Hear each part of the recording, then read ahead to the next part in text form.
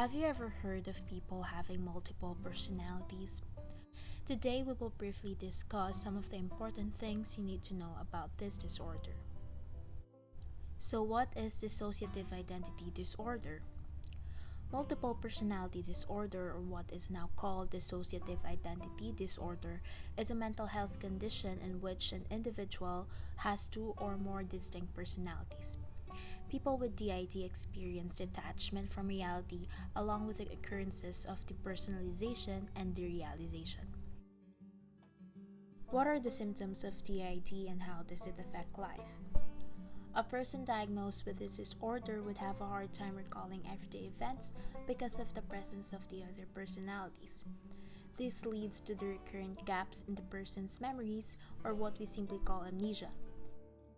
A person diagnosed with this disorder is also more likely to be in distress, especially if his or her behavior causes disturbance to the society and negatively affects the way he or she interacts with other people.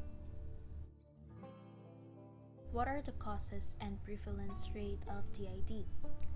One known cause of this disorder is if the person has a history of trauma and violence from their childhood or at any point in their life. Reported cases of DID in the United States, Canada, and Europe revealed that 90% of people with this disorder had been abused and neglected as a child. DID was also found to have a high prevalence rate of about 1 to 3% of the general population. How does dissociation occurs? Dissociation can be thought as a coping mechanism. Because of their needs to dissociate themselves from the trauma, they unintentionally create another identity that is stronger or more different from the persona that they already have. Disconnecting themselves from these events also breaks the connection they have from reality. This is why most alternate personas do not emerge unless the original identity has been triggered by stress, anxiety, or hopelessness. Psychotherapy is a treatment most commonly provided for patients suffering from DID. Psychodynamic psychotherapy is a form of treatment that emphasizes self-reflection and self-examination. Another form of psychotherapy is schema therapy, which is a combination of CBT, psychoanalysis, attachment theory, and emotion-focused therapy. This form of treatment is usually utilized when patients fail to recover or respond to other types of treatments.